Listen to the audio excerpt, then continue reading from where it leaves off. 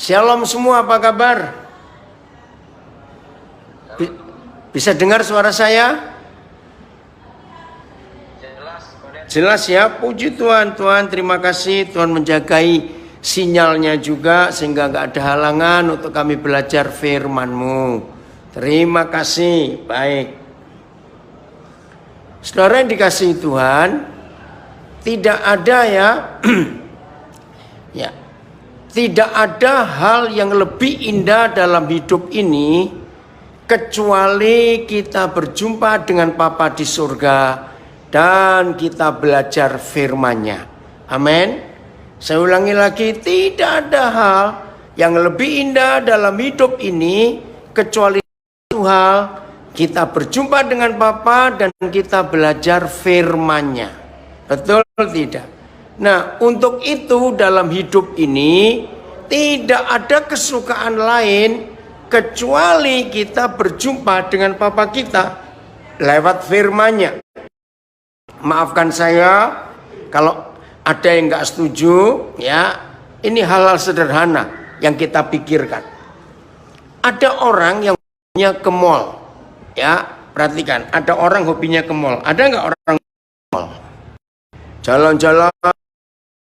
Nah, tapi dengan adanya COVID-19 ini, kan mall itu ditutup. Nah, jadi dengan masa COVID-19 ini seluruh kehidupan berubah. Nah, kalau orang yang hobinya ke mall, tiba-tiba berubah seperti ini, dan semua orang harus tinggal di rumah, kerja juga di rumah, ibadah juga di rumah, sekolah juga di rumah, maka tujuannya cuma satu. Ya, apa tujuannya? Supaya di anggota keluarga itu saling mengenal. Betul tidak? Nah, maka itu sudah hampir 4 bulan loh sejak Maret. Mari kita tanya kepada diri kita sendiri yang di rumah. Pertama kita suami istri bulan ini hampir. Apa pengenalan kita kepada pasangan kita yang selama sekian tahun kita menikah, ternyata baru tahu 4 bulan ini, oh ada hal-hal luar biasa yang selama sekian banyak tahun kita nggak saling tahu. Nah, itu pembicaraan suami istri.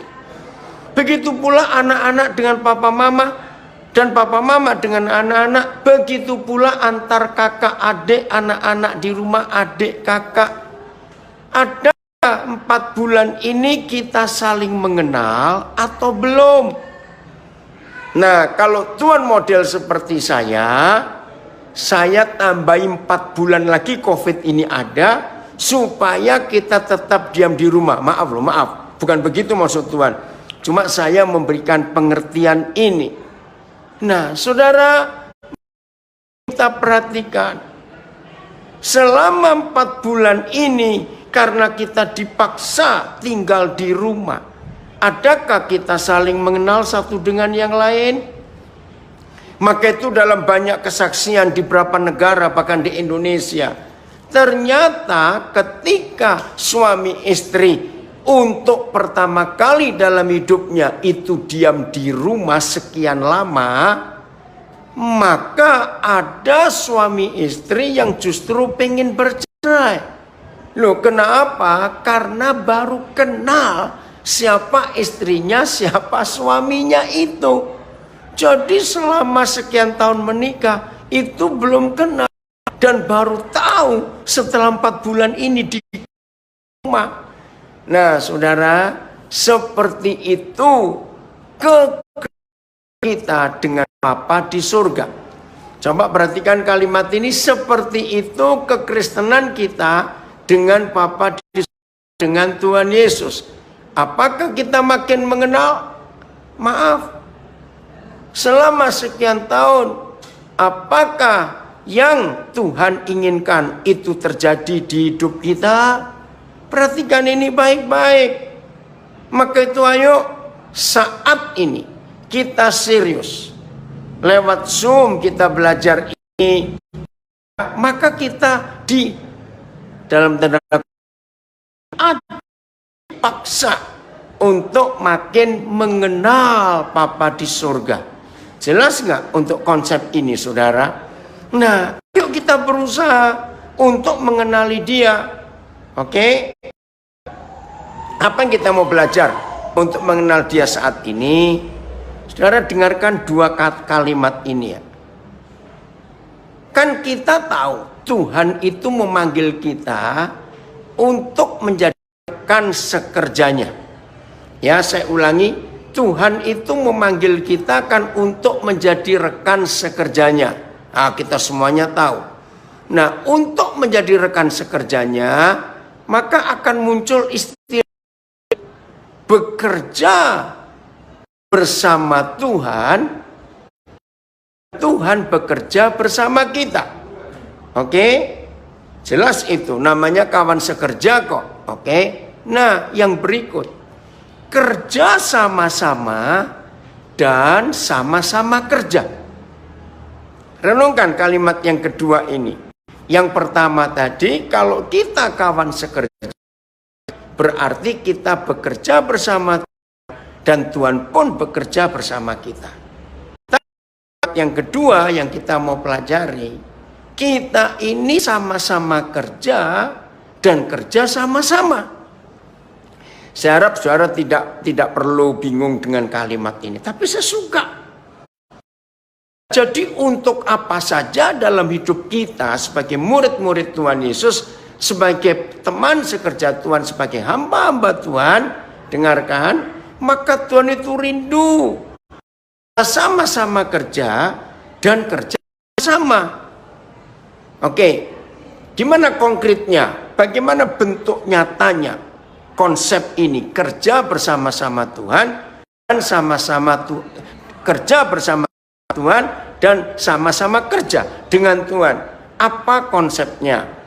Maaf kalau ini buat saudara kaget, tapi justru ini namanya kita belajar. Kenapa? Dengar, yang namanya orang belajar itu harus sering kaget. Kaget dalam arti surprise. Kok aku baru tahu? Nah, itu baru namanya belajar. Kalau saudara belajar tidak mengalami surprise, kalau saudara belajar tiap kali dengar orang ngajar, dengar pengajaran, secara santai, rileks, ya. Tapi dengar, itu berarti orang itu sedang belajar hal-hal yang dia sudah tahu. Tapi kalau kita belajar hal-hal yang baru, nah seharusnya begitu. Yang namanya belajar itu kan harus hal-hal baru yang dipelajari. Saya ulangi, ini pertanyaan penting. Kalau kita belajar, maka hal-hal baru kita pelajari. Untuk apa kita belajar hal-hal yang kita sudah tahu? Setuju nggak saya ngomong ini? Tapi gereja seperti ini modelnya. Kalau dengar khotbah, harus yang sudah sering dikhotbahkan. Karena begitu Roh Kudus datang, lewat seorang hamba Tuhan yang mengajar gereja, mengajar baru, kita protes. Saat itu, wah tidak sama dengan doktrin kita. Nah itu masalahnya. Karena gereja suka ngulang dan ngulang dan ngulang dan ngulang. Yang namanya diulang itu hal-hal yang sama. Betul tidak saudara? Nah sampai kapan kita bisa bertambah pengenalan kita kepada Bapa di surga? Kalau kita belajar hal-hal yang sama dan kita ulang-ulang terus. Nah karena kita suka belajar hal-hal yang baru, adalah hal-hal yang kita belum tahu, maka kali kita diajar dan belajar, tolong catat dalam nama Yesus. Maka saudara dan saya harus timbul rasa surprise, kaget. Oh ya, ngerti tidak?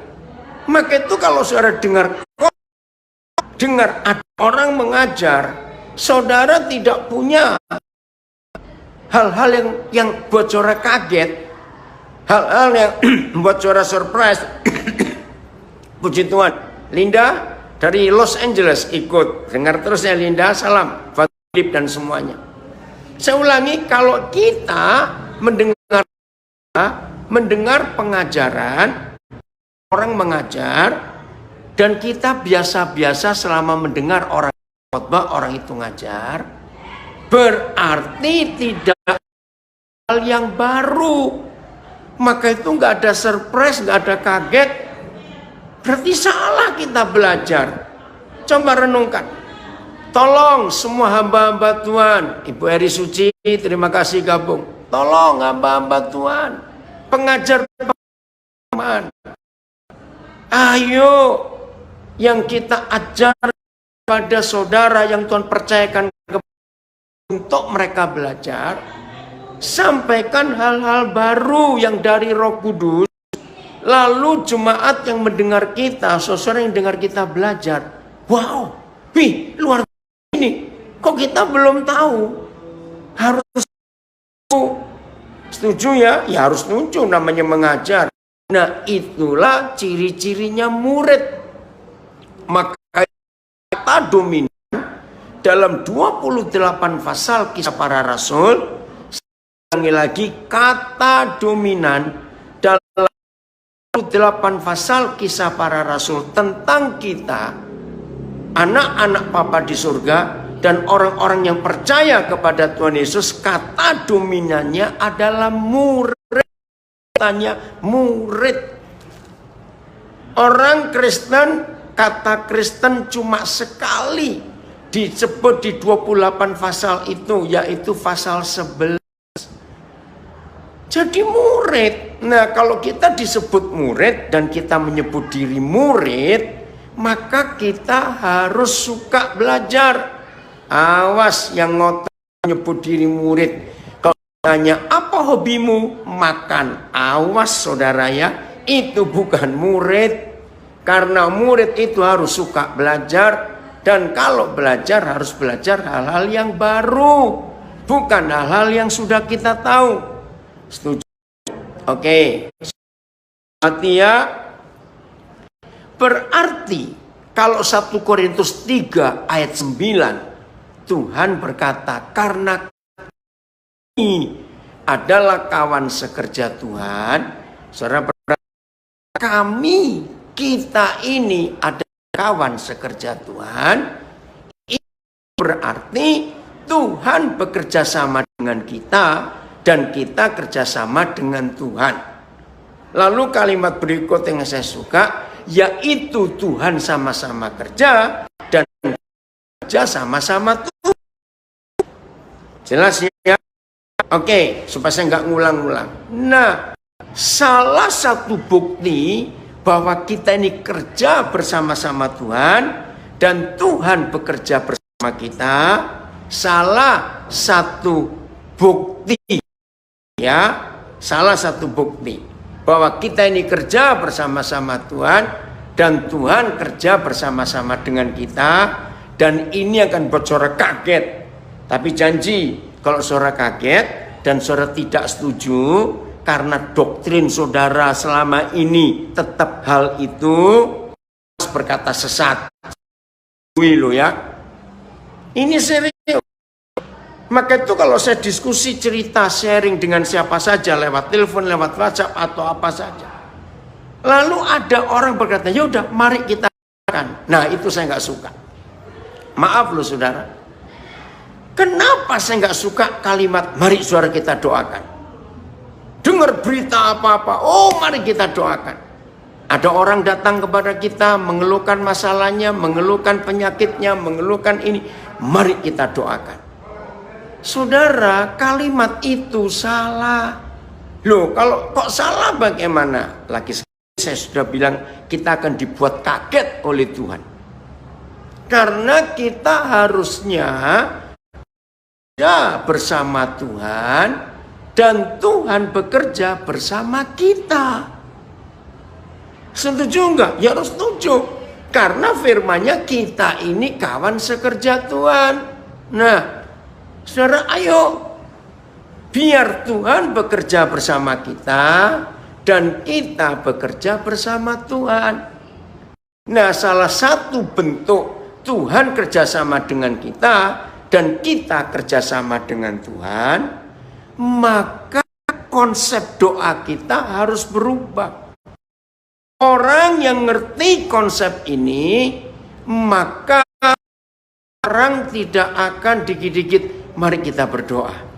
Loh, kenapa kok nggak boleh begitu? Karena waktu kita mari kita berdoa, itu artinya kita santai minta tolong Tuhan yang bekerja.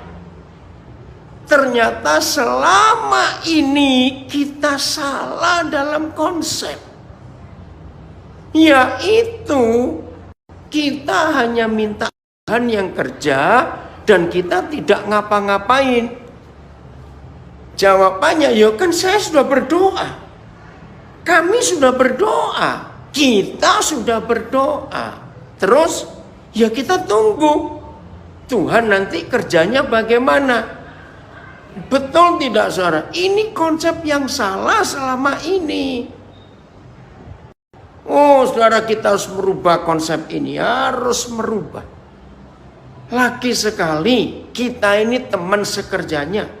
Kalau kita teman sekerjanya, berarti dia ngajak kita kerjasama. Dan kita bersama Tuhan ngerjakan sesuatu. Sama-sama kerja dan kerja sama-sama. Saya ulangi, sama-sama kerja dan kerja sama-sama. Jadi nggak boleh hanya minta Tuhan yang kerja, terus ditanya, lah kamu ngapain? Aku sudah berdoa. Sadar nggak bahwa kalimat itu? Jadi kalau ditanya, loh sekarang kamu ngapain? Ya aku nunggu Tuhan yang bekerja, karena aku sudah berdoa. Apalagi kalau sampai saudara pakai istilah, aku sudah doa puasa. Weh, hebat kali kau.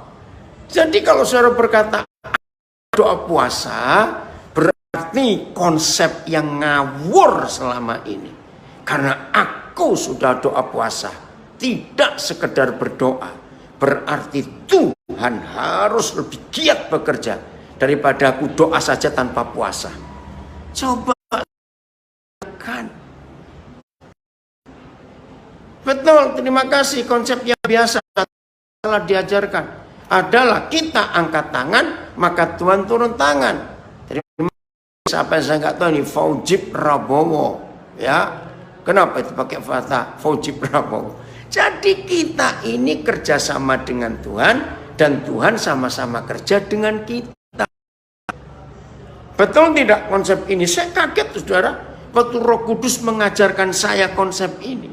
Jadi kamu pikir kalau kamu sudah doa puasa, itu berarti aku harus serius mengerjakan permintaanmu dalam doa puasa. Kan kurang ajar, maaf. Maka itu tidak sedikit gereja puasa, doa dan puasa, karena sekedar doa. Nah ini kan salah. Coba, ayo kita bongkar dan bongkar bahwa selama ini kita salah. Gereja Tuhan yang rajin doa puasa itu, oh kamu tak uji, namamu bingung. Kalau Tuhan tidak, maaf, kalau kita nggak berubah dalam konsep kita, maka doa puasa salah gunakan. Salah gunakan dalam hal apa? Yaitu tadi, aku kan sudah doa puasa. Saudara tahu nggak arti kata aku kan sudah doa puasa? Artinya aku nggak sadar berdoa. Aku ini sudah doa dan puasa.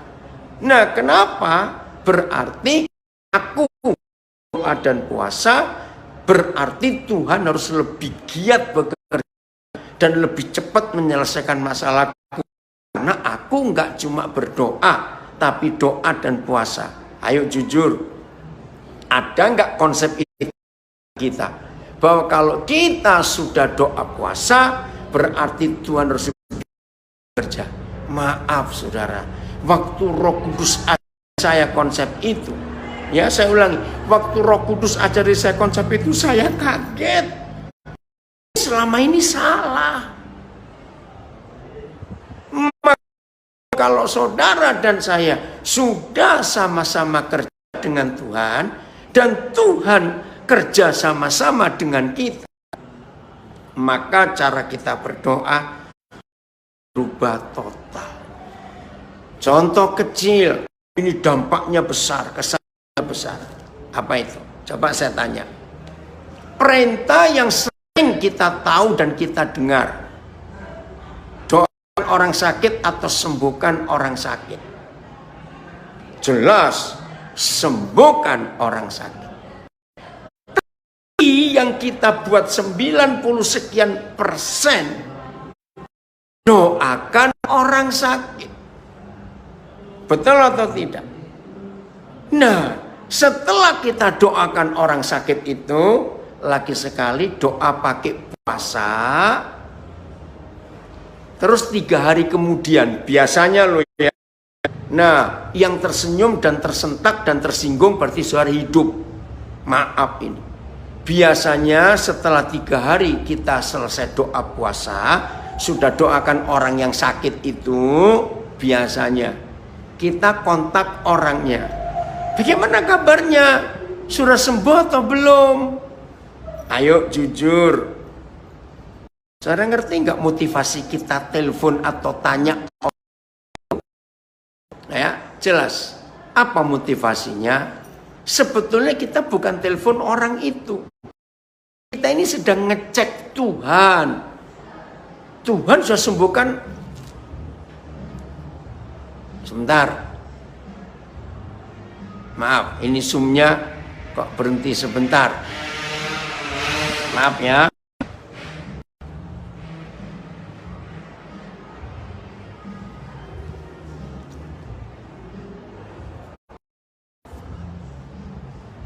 Sabar dulu.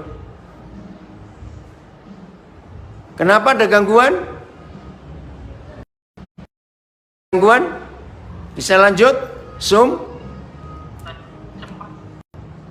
Sempat putus sedikit di konten. Iya. Ini recordingnya masih pause. Recording masih pause. Belum? Belum, recordingnya belum. Ya, recordingnya belum. Belum recordingnya. Oke? Itu masih pause tulisannya. Oke, ya siap. Saudara coba, maaf loh ya. Ini akan bersuara kaget ya.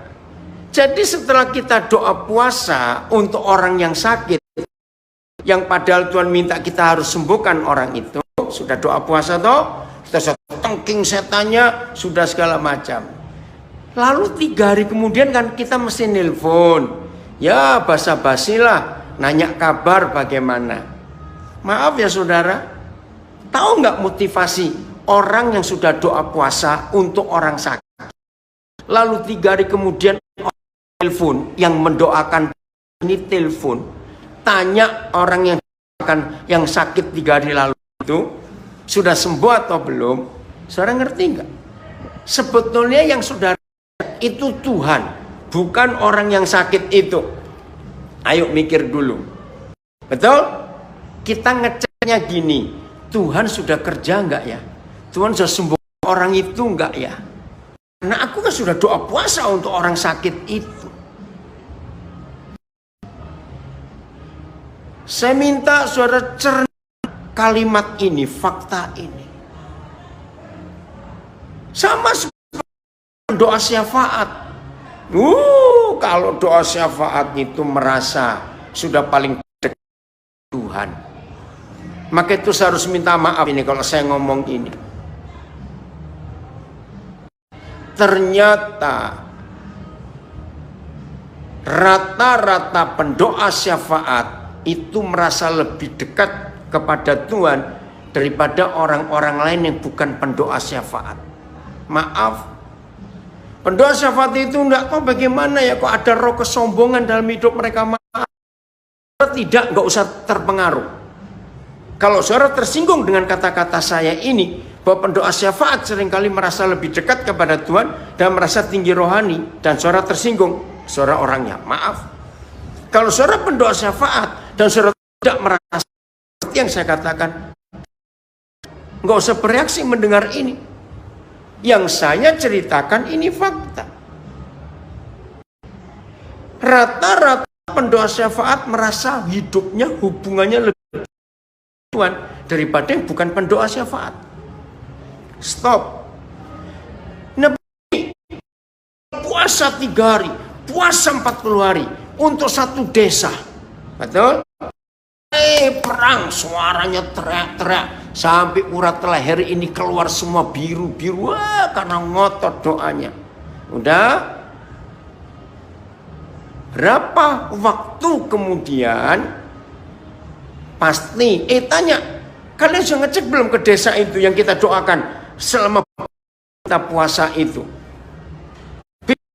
Di desa itu setelah doa puasa itu, maaf loh saudara, lagi sekali kita bukan ngecek desa itu, kita ini ngecek Tuhan sudah bekerja apa untuk desa itu setelah kita sekian hari doa puasa untuk desa itu. Tolong rendahkan hati. Jadi kita ini kalau berdoa, apalagi pakai puasa, ngecek Tuhan sudah bekerja atau belum. Maka itu saya tadi ini dengan konsep kalau 1 Korintus 3 ayat 9, ya perhatikan, kalau 1 Korintus 3 ayat 9 kita lakukan betul, kita adalah kawan sekerja Tuhan, ya perhatikan, saudara tahu nggak artinya? Berarti Tuhan bekerja sama dengan kita dan kita kerjasama dengan Tuhan. Jadi kita sama-sama kerja dan Tuhan kerja sama-sama. Jadi kalau begitu nggak ada cek saling cek, tidak. Dan kita konsepnya tidak memerintah Tuhan untuk mengerjakan yang kita minta Dia kerjakan. Apalagi dengan embel-embel aku puasa Tuhan. Kami kan sudah doa puasa Tuhan. Ngerti nggak kalimat ini? Jadi kita sering berkata sudah doa puasa, iya wajib Tuhan kerjakan karena sekedar berdoa, tapi pakai puasa. Nah, ayat yang sering kali kita pakai jenis ini tidak bisa kecuali dengan dosa. Ingat, betul mimpi nambah yang luar biasa. Seringkali kita lupa bahwa kita ini bekerja bersama-sama menjadi mitra kerja Tuhan. Betul. Maka itu jangan suka ngecek Tuhan ya saudara mulai hari ini. Jangan, cek diri kita sendiri. Maaf, ini cuma pengalaman kami di Nabire berapa hari ini. Satu hari saudara, saya dapat kabar dari gereja di Samarinda. Satu ibu dan 4 anak yang ditinggal suami. Dan ibu ini bukan orang Kristen. Suaminya orang Kristen dari Maluku. Tapi gila, lari dengan perempuan lain. Nah gereja ini, maaf berkata, orang Malaysia, apa kabar kamu Simpson? Ikut di sini ya. Ini anak saya dari Lawas. Oke. Ya, dengar. Akhirnya dengar kabar ada 4 anak lagi. Ini sudah berapa tahun yang lalu. Saya kontak dengan gembalanya, tanya mereka, kalau mau ikut ke Nabire, kami akan tolong. Juga anak-anak bisa sekolah. Nah, saudara, akhirnya tibalah mereka di Nabire. Ya udah, akhirnya jadi tim kami bersama-sama melayani. Dia menjadi tim yang di asrama. Nah, sejak Rabu minggu yang lalu dia mengalami pendarahan hebat, ya. Akhirnya kami bawa ke rumah sakit. Saudara, cukup parah keadaannya. Ya udah, saya nggak cuma berdoa, kami nggak cuma berdoa, saya ngajari tim nggak cuma berdoa. Ayo buat sesuatu. Donor darah O, karena HB-nya rendah sekali. Kami bergerak, nggak cuma doa. Ya, harus ada yang jaga, minimal 1 orang 1 malam, ya jaga. Kami tim gantian. Ini luar biasa. Kemarin ada istri ketua yayasan kami ngecek, ternyata yang jaga ini begini. Udah, ayo kita ganti tim yang lain. Saya senang melihat tim kami ini. Nggak cuma mendoakan, mari kita doakan, mari kita doakan. Tidak, bertindak untuk melakukan sesuatu. Karena kita ini sama-sama kerja dengan Tuhan, dan Tuhan kerja sama-sama dengan kita. Jelas cuma main perintah. Nah, lalu jenis ini enggak dengan doa dan puasa, itu artinya apa? Nah, selama ini konsep kita salah. Arti firman Tuhan Yesus bahwa jenis ini nggak bisa diusir kecuali dengan doa dan puasa. Jadi bukan cuma nggak makan, nggak minumnya. Berarti makin lama saudara menahan lapar dan menahan anggapan saudara. Bedanya dengan dukun-dukun kalau begitu, maaf. Jadi doa puasa itu, puji Tuhan Pak Pendeta Samuel Sung dari Jadi bukan lamanya puasa yang membuat Tuhan menjawab doa kita, tidak. Jadi bukan nggak makan, nggak minumnya. Nah, saya selalu memakai sistem militer. Oke, dalam militer, kalau melihat serangannya makin gawat, musuhnya makin kuat, ini kata jenis ini nggak bisa diusir kecuali dengan doa dan puasa. Maka komandan akan minta prajurit konsolidasi. Ayo kita mundur sebentar.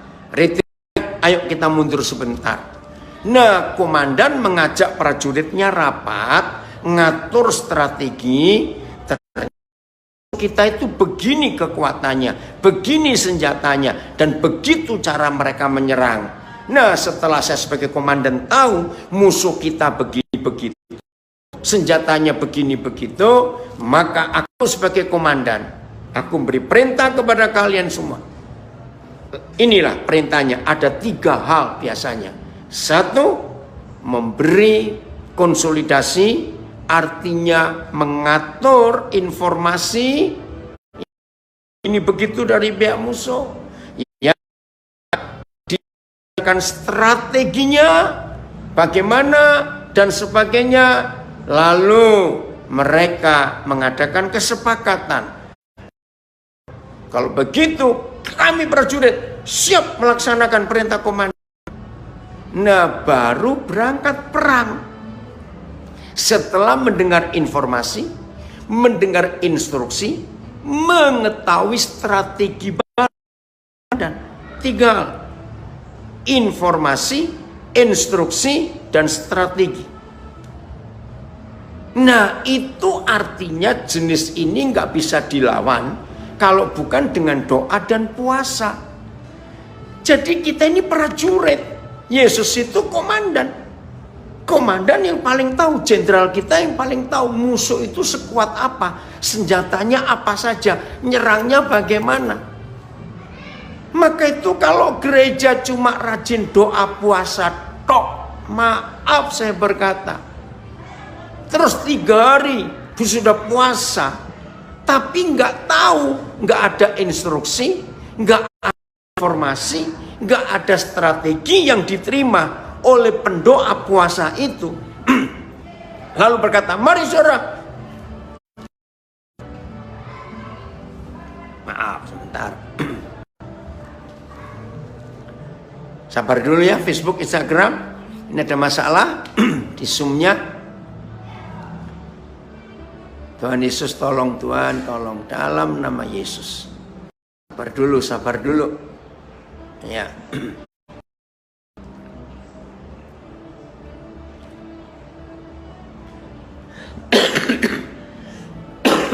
Maaf.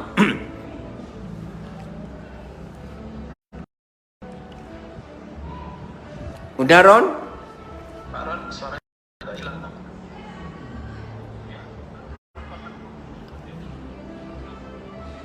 Recordingnya masih pause.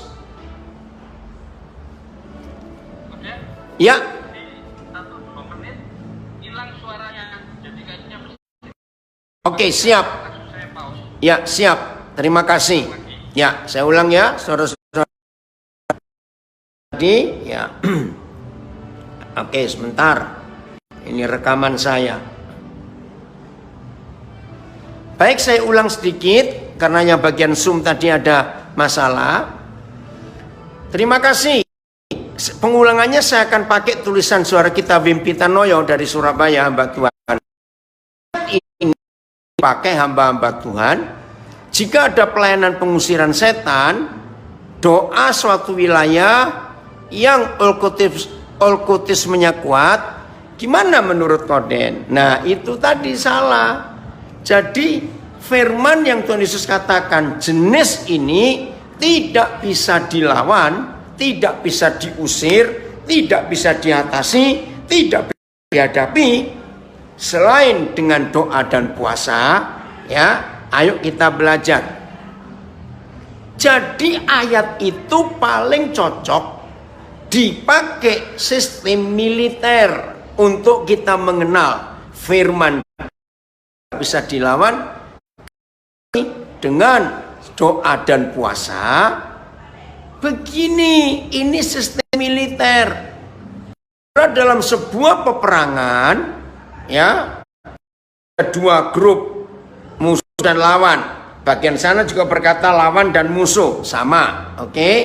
Maka seorang komandan, ya, akan mengajak prajuritnya retreat atau lain konsolidasi. Ngerti? Kenapa dipanggil mundur sebentar? Supaya prajurit ini tahu musuh itu pakai senjata apa, kekuatannya berapa, dan apa yang dipakai untuk menyerang, strateginya itu apa. Nah, konsep ini yang sangat diperlukan oleh sebuah tentara dari suatu negara yang sedang perang. Nah, begitu mundur, maka 3 hal yang harus disampaikan oleh seorang komandan dalam peperangan. 1, ada informasi. Prajuritku, ternyata musuh pakai senjata baru. Begini itu senjatanya, informasi. Lalu mereka tambah kekuatan baru, sekian peleton misalnya. Jadi wow. Setelah informasi disampaikan oleh komandan, maka komandan memberi instruksi, ya, memberi tugas. Begini, begitu, divisi ini, divisi itu, misalnya begitu. Sudah, informasi sudah, instruksi sudah, maka yang ketiga, strategi. Karena komandan sudah tahu, ya, bagaimana strateginya pihak musuh. Wah, ini seru, saudara, ini luar biasa. Setelah informasi, instruksi, dan strategi disampaikan komandan kepada prajurit, ayo kita maju perang dengan bekal 3 tadi: informasi, instruksi, dan strategi. Itu artinya jenis ini nggak bisa dilawan kecuali dengan doa dan puasa. Maka itu saudara yang rajin peperangan rohani, jangan cuma mengandalkan puasa saja, nggak makan, nggak minum, tapi kita budek dan picek. Maaf kata ini, saya marah, serius saya marah. Hanya puasa, hanya doa puasa saja, pokoknya nggak makan, nggak minum, tapi tanpa mendengar informasi, dari jenderal perang kita yang namanya Yesus Tuhan, tanpa mendengar instruksi, tanpa mengerti strategi baru dari komandan, maka prajurit-prajurit itu budek dan picek dalam nama Yesus. Maaf, harus berubah. Kenapa saya harus marah? Karena jahat kita ini. Mentang-mentang sudah puasa, kita perintah Tuhan seenaknya. Lalu kita setelah berapa hari kita berdoa puasa, Tuhan sudah kerja atau belum? Itu kan kurang ajar sekali. Maaf saudara. Maka itu saya katakan dari awal tadi, apa yang kita pelajari dari Kudus itu selalu membuat kita, oh ya?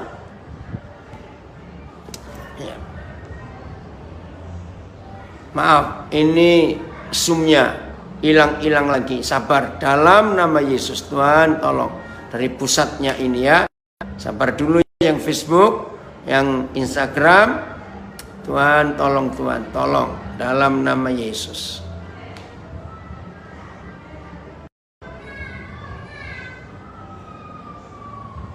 Sabar dulu.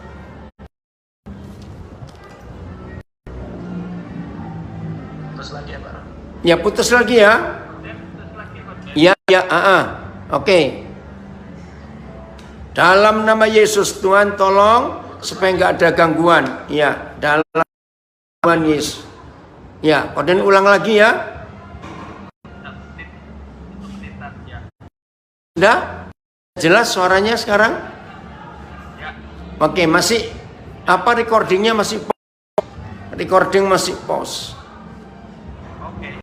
Ya, recording masih pause. Nah, belum Ron, masih pause recordingnya.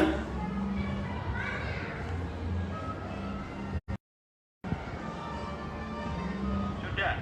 Recording belum. Ini di oke. Pause. Bentar. Masih pause recordingnya.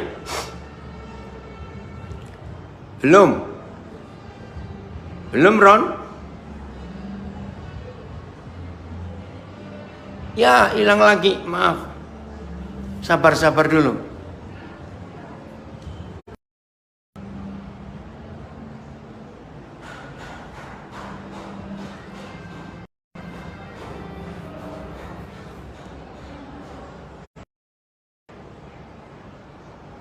Irwan, terima kasih Papa, kamu hadir.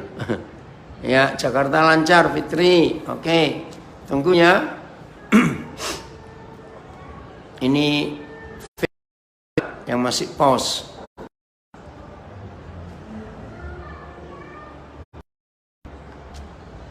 Udah?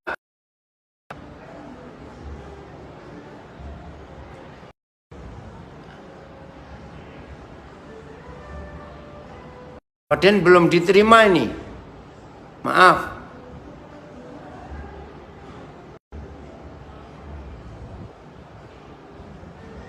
Sudah jelas?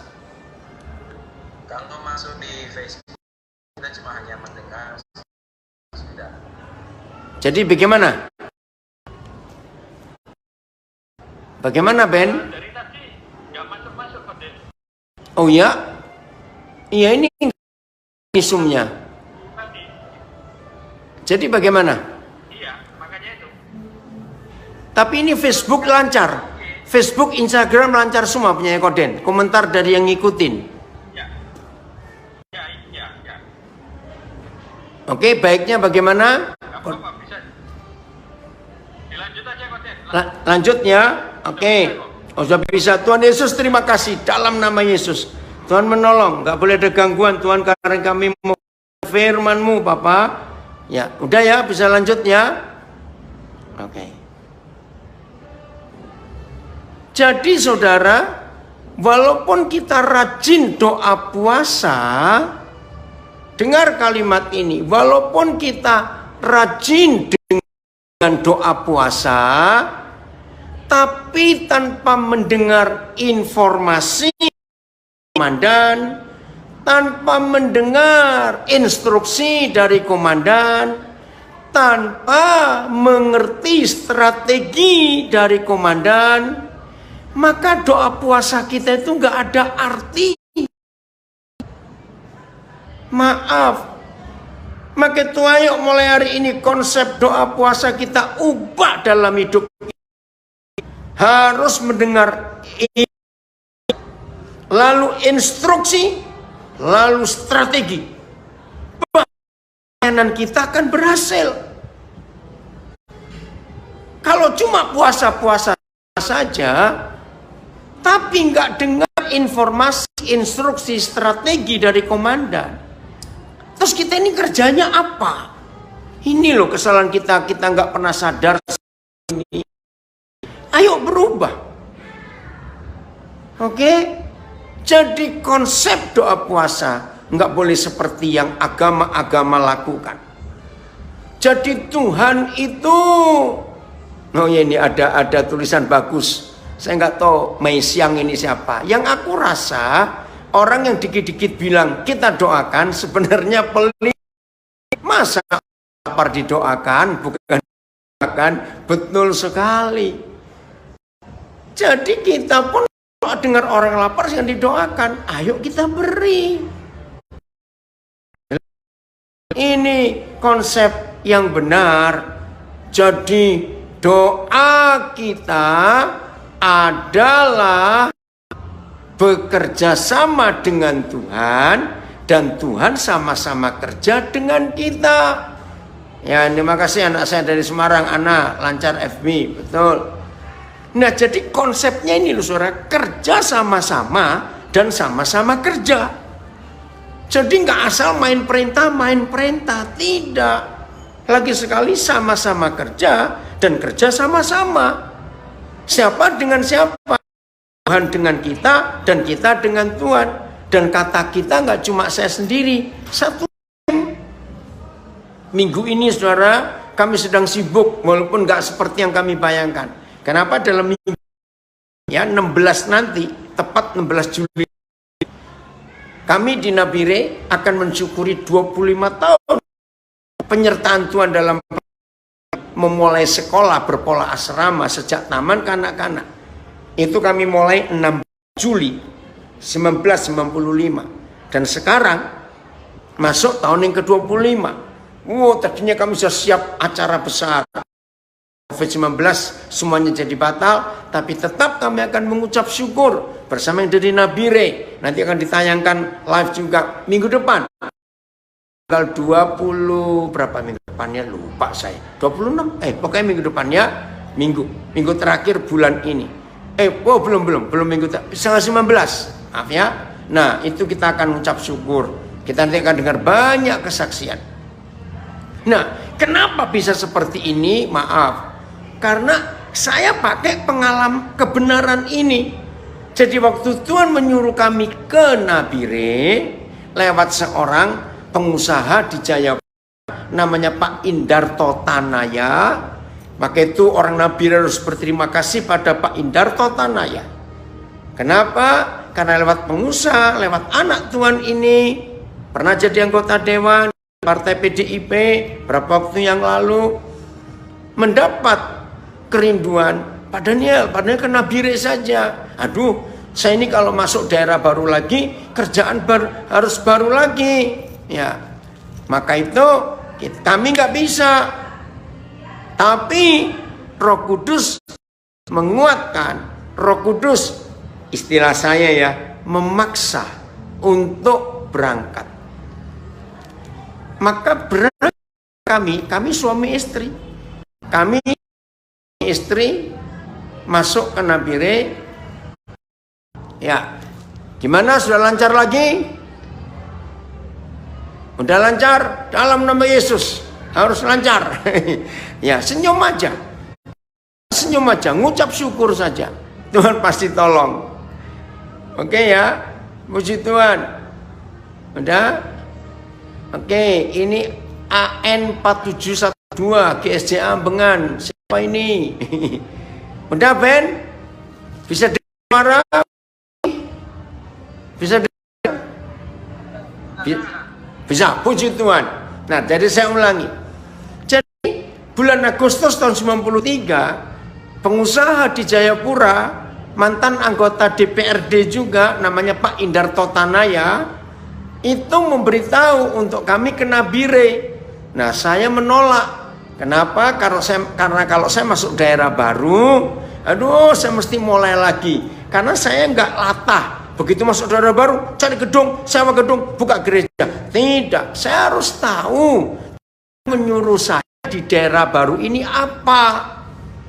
Tapi Roh Kudus menggerakkan untuk menerima tawaran Pak Naya, maka suami istri, kalau nggak salah tanggal 18 Agustus tahun 93, itu pertama kami tiba di Nabire. Ternyata betul Tuhan mau kami di Nabire. Maka setelah Agustus 93, maka April 94, saya tim 4 orang mulai kerjakan sesuatu untuk pendidikan. Lalu 94 1 September kami pindah ke rumah yang sampai hari ini masih dipakai. 1 September 9. Itu rumah pertama yang Tuhan berkati untuk kami. Sekarang kami sudah diberkati Tuhan dengan sekian banyak rumah untuk guru-guru tinggal, murid-murid di asrama. Nah, saudara, jadi kami mendengar dulu informasi, mendengar dulu instruksi, mendengar dulu strategi yang dari Tuhan untuk kami ngerjakan apa saja yang Tuhan inginkan untuk kita kerjakan. Nah, baru kami bergerak. Maka itu sudah 25 tahun sekarang. Terima kasih Tuhan. Dan kami masih menanti terus. Tahun ke-26, tahun ke-27, apa yang harus kami buat untuk selanjutnya. Jadi saudara, sebagai murid Tuhan Yesus, maka informasi, instruksi, dan harus terus kita dengar komandan kita. Maka peperangan kita akan kita menangkan karena komandan kita hebat. Ya, monggo, luar biasa kamu Ming, senang sekali Papa kamu gabung. Ya, tunggu dulu sumnya. Oke. Vian Febrian, siapa ini? Papa lupa kamu Vian. Oke. Ya, mengerti instruksi tanpa harus paham maksudnya. Sama seperti Abraham. Ya, Abraham nurut. Nah, kalau Abraham, instruksi diberikan sambil berjalan. Oke, bisa lagi ya? Puji Tuhan, nyambung lagi sumnya. Dengar suara kita tambah aja, karena tunggu aja, karena ini terusnya terikutin. Ya, Pak Nanti. Udah masuk lagi? Ya, baik. Saya lanjut ya. Ya. Jadi saudara, begitu penting informasi, instruksi, dan strategi. Oke, itu yang harus kita kerjakan. Nah, coba kita lihat. Keluaran 25 ayat 40. Ya, sudah berapa kali saya sharing ayat ini. Nah, kenapa Musa sampai berhasil membuat kemah tabernakel? Itu rumit dan sulit. Kemah tabernakel itu. Tapi buat Musa gampang. Karena ini Keluaran 25 ayat 40. Ya, penting sekali kita melihat ayat ini. Keluaran 25 ayat yang keempat. Ya, jadi mulai hari ini saudara, doa-doa kita harus ngerti informasi, instruksi, dan strategi. Jangan lupa 3 hal itu. Begini Keluaran 25 ayat 40. Dan ingatlah bahwa engkau Musa membuat semuanya itu menurut toh yang telah ditunjukkan kepadamu atas gunung itu. Saya ulangi, Keluaran 25 ayat 40. Dan Ingatlah bahwa engkau membuat semuanya itu menurut contoh yang telah ditunjukkan kepadamu di atas gunung itu. Jadi prajurit, Musa tunduk kepada komandan. Jadi Musa tidak boleh mengerjakan apa di luar contoh yang terjadi perjumpaan Tuhan dengan Musa dan dengan Tuhan di atas itu. Jadi gunung itu Musa menerima informasi, menerima instruksi, dan menerima strategi, lalu dia kerjakan, dan hasilnya luar biasa. Nah, coba saya keluar sedikit. Ada banyak lagu-lagu ini juga yang salah. Maaf, contohnya mujizat itu nyata apabila aku berdoa. Itu salah. Artinya kalau kita berdoa, maka Tuhan harus bekerja dengan mujizat. Tanyaannya begini, kita tahu. Kalau semua doa kita harus Tuhan jawab, kalau semua puasa kita harus Tuhan jawab, pertanyaannya, yang jadi Tuhan itu siapa? Ngerti nggak pertanyaan ini? Saudara jawab sendiri dah. Maka itu saudara kerja bersama Tuhan, dan Tuhan sama-sama kerja bersama kita. Itu indah, itu menyenangkan, itu mengembirakan. Kita bisa karena diajak kerja bersama Tuhan, dan Tuhan kerja sama dengan kita. Jadi sama-sama kerja dan kerja sama-sama. Tolong prinsip ini harus kita dalam hidup kita. Maka itu kembali lagi, kenapa pelayanan yang Tuhan percayakan kepada di Nabire dan Manokwari ini satu-satunya pelayanan di Papua. Sampai hari ini belum ada lembaga baik LSM maupun gereja yang mengerjakan hal yang mengasramakan anak-anak sejak taman kanak-kanak. Itu enggak mudah. Dan puji Tuhan, dia mempercayai kami ini sudah 20 tahun minggu ini. Terima kasih Papa, engkau sungguh baik. Yang lain juga begitu.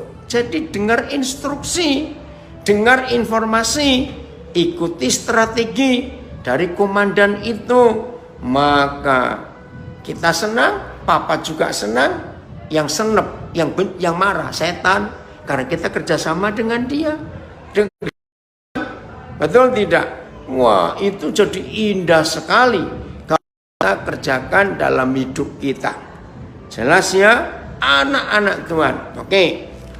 Satu kali Abraham pernah gagal. Kenapa gagal? Coba lihatnya. Saya baca Kejadian 12. Abraham pernah gagal, saudara. Ini kegagalan Abraham. Kejadian pasal yang ke-12. Ya. Kejadian pasal yang ke-12. Saya lihat dulu. Ayat yang ke-7 mulai ya. Kejadian 12 ayat yang ke-7. Saya potong aja di tengah-tengah ya, supaya kita punya gambaran dikit. Ketika itu Yahweh menampakkan Abraham, namanya belum jadi Abraham. Ya. Maaf, saya ulang ayat 7 Kejadian 12. Ketika itu Yahweh menampakkan diri kepada Abraham dan berfirman, aku akan memberikan negeri ini kepada keturunanmu. Maka didirikannya lah di situ mezbah bagi Yahweh. Oke, didirikannya mezbah bagi Yahweh. Terus yang telah menampakkan kepada Abraham, ayat 8. Kemudian ia pindah dari situ ke pegunungan di sebelah timur Bet-El. Ia memasang kemahnya dengan Bet-El di sebelah barat dan Ai di sebelah timur. Lalu ia, ini konsep penting. Lalu ia mendirikan di situ mezbah bagi Yahweh dan memanggil nama Yahweh. Nah, saudara baca, setiap kali Abraham tempat yang baru, ini konsep penting. Setiap Abraham sampai di tempat yang baru, maka Abraham pasti pasti buat mesbah, Abram pasti memanggil nama Yahweh, Abram pasti mempersembahkan korban dan mengucap syukur. Itu selalu kalau Abram sampai di tempat yang baru. Tapi lihat ayat 9, sesudah itu Abram berangkat dan makin jauh ia berjalan. Makasihan dari Taipei, anak saya ngikut ya. Sesudah itu Abram berangkat dan makin jauh ia berjalan ke tanah Negeb. Makin jauh ya, ia berjalan ke tanah Negeb. Ayat 10. Ketika kelaparan timbul di negeri itu, di Negeb, ya, pergilah Abram ke Mesir untuk tinggal di situ sebagai orang asing, sebab hebat kelaparan di negeri itu. Ngeri sekali saudara kelaparannya. Apa yang kurang? Abram tidak mendirikan mesbah di Negeb karena ada masalah. Abram terus jalan ya. Ayo kita lihat ini. Maaf, IG saya habis, bentar ya. Saya ulang lagi Instagramnya. Ya, bentar. Maaf.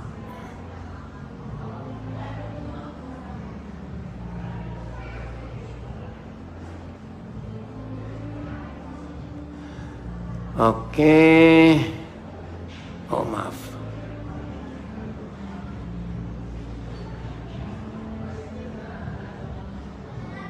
Ya.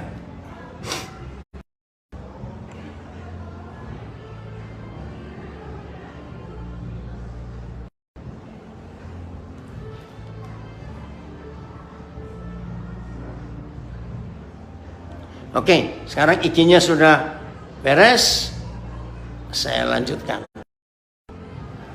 Nah, saudara, kalau kita mempelajari Kejadian 12, ya, kita sampai di ayat yang ke-9 dan 10. Oh, ini luar biasa. Saya bersyukur Roh Kudus memberi saya hikmat pengertian ini. Jadi begini ternyata. Ketika Abram sampai di setiap tempat yang baru, tolong catat ya, karena waktu nanti saudara baca di ayat-ayat sebelumnya. Pokoknya tiap kali sampai di tempat yang baru, Abram, BJ dari Bogor, puji Tuhan kami ikut.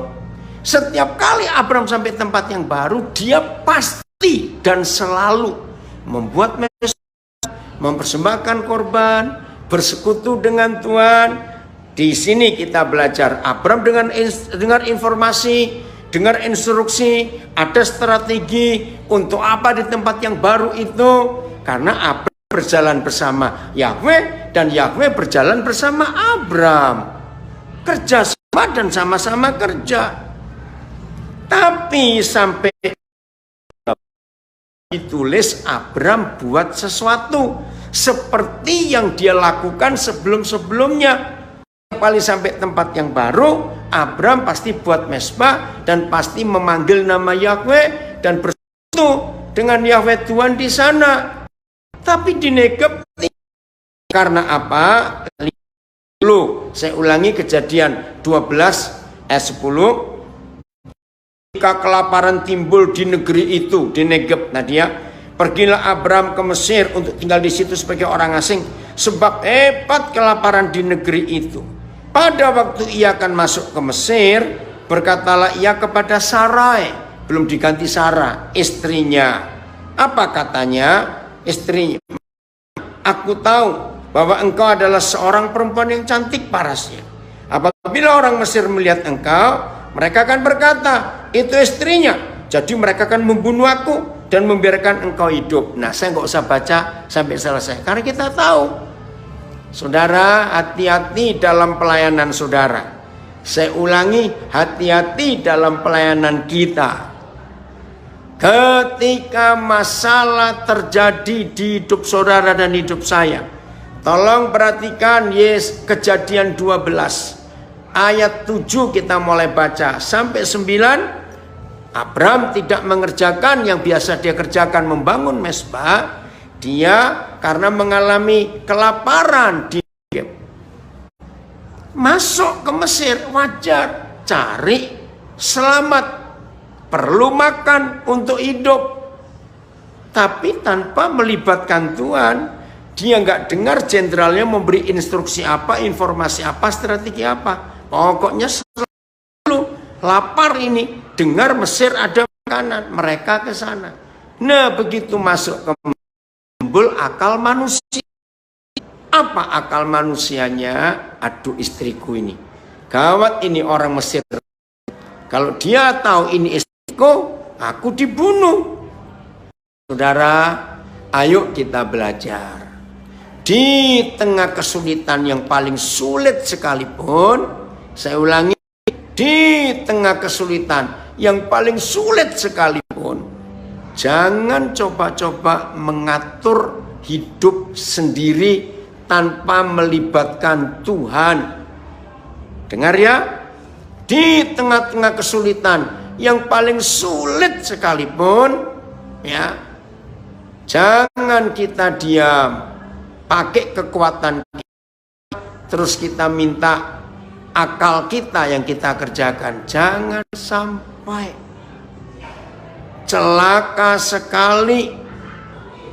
Ya, ini konsep penting dalam hidup kita.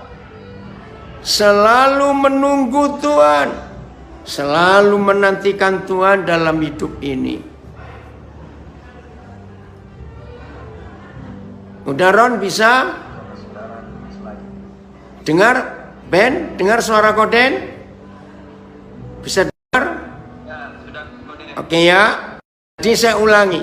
Di dalam masa yang paling sulit pun dalam hidup kita, saya pesan mulai hari ini dalam nama Yesus, ya, dalam masa yang paling sulit sekalipun yang kita hadapi dalam perjalanan iman kita, bersama kita, bersama dengan jenderal perang kita, bersama dengan semua apa yang kita kerjakan, jangan memakai akal sendiri. Coba-coba punya rencana sendiri. Tetap libatkan Tuhan. Saudara pasti setuju. Nah, ketika kelaparan terjadi di Negeb, Abram gak melibatkan Tuhan. Dia lupa kalau dia harus kerjasama dengan dia. Dia lupa. Apa yang terjadi waktu kelaparan dia alami di Negeb? Nah, kita tahu bukan dalam istilah Alkitab, Mesir itu kan lambang dunia. Hati-hati dengan itu, saudara. Dia lari ke Mesir untuk cari makan, cari selamat buat diri sendiri. Anak-anak Tuhan, murid-murid Tuhan, siapapun juga kita, di tengah kesulitan hidup yang kita alami, jangan sekali-kali kita tidak melibatkan Tuhan. Konsep yang kita pelajari hari ini adalah bekerja bersama Tuhan dan Tuhan bekerja sama dengan kita. Jadi kerjasama dan sama kerja, jangan lupa itu. Nah, Abram pakai kekuatan sendiri. Abram menyelamatkan diri karena lapar, takut. Timbullah akal jahat, walaupun maksudnya baik. Ngerti nggak contoh ini? Ini celaka sekali, saudara. Akhirnya terjadi penipuan dan kebohongan. Masih ingat ya kisah di Kejadian 12 ini? Seru sekali. Ya, kenapa seru? Sebab raja siapa ya? Firaun. Akhirnya Tuhan turun tangan lagi. Udah ya. Nah, terus fase 1. Perhatikan, dari Mesir ya, masalah sudah selesai, Abram bertobat, minta ampun, Abram mengaku salah, sudah selesai. Lihat pasal ayat 20, saya sambung pasal 13 ayat 1. Baca, harus sambung ya. Lalu Firaun memerintahkan beberapa orang untuk mengantarkan Abram pergi sama-sama dengan istrinya dan segala kepunyaannya. Ini bukan pergi, diusir oleh Firaun. Karena Tuhan hadir, luar biasa memang Tuhan bela. Nah, dari Mesir Abram kemana? Ini penting. Dari Mesir Abram kemana? Wah, ini luar biasa. Bersyukur Tuhan ngajar seperti ini.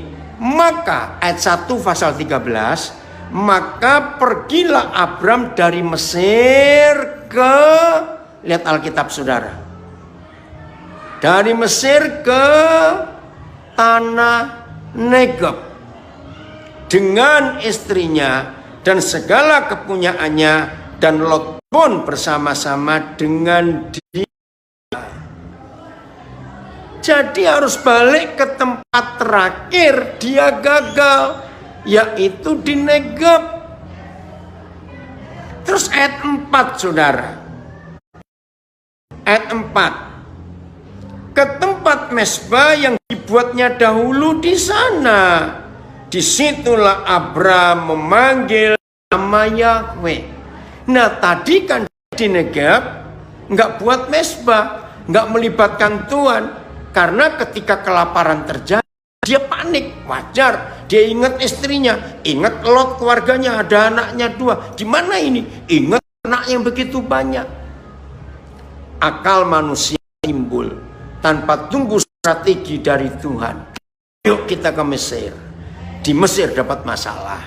Puji Tuhan, Abram bertobat.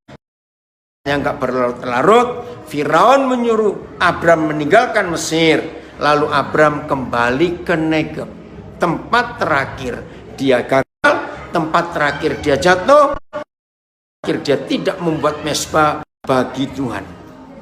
Maka itu Tuhan harus bawa balik Abram lagi, dan Abram mendirikan mesbah di situ, dan nama Tuhan dipanggil lagi. Saudara, inilah proses hidup kita.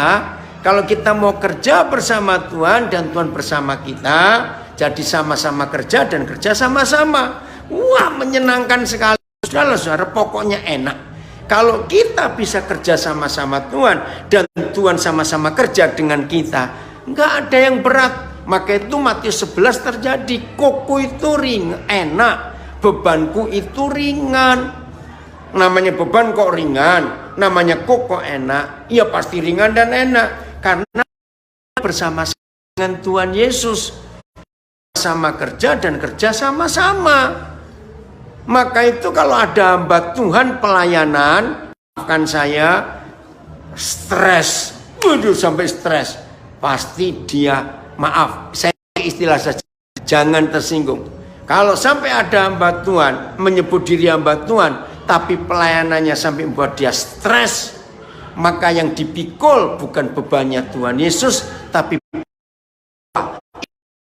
maaf ya, saya cuma istilah saja. Kalau yang kita pikul pasti berat, nggak ringan lagi. Tapi kalau beban Tuhan pasti ringan, karena mikulnya bareng-bareng. Oke, jadi mulai hari ini mau kerjasama dengan Tuhan, dan Tuhan sama-sama kerja dengan kita. Selalu menunggu informasi, menunggu instruksi, menunggu strategi. Maka luar biasa hidup pelayanan kita. Tuhan pasti kan lewat hidup kita semuanya ini. Betul ya? Oke, Tuhan memberkati kita semua. Ayo kita mulai serius hari ini menjadi teman sekerja Tuhan. Selalu menunggu instruksi, strategi. Waktu puasa, tunggu komandan perang kita memerintahkan kita buat apa. Dan semua selalu dimulai karena Tuhan ingin kerjasama dengan kita, dan kita sama-sama kerja dengan Dia. Tuhan Yesus memberkati kita semuanya. Haleluya.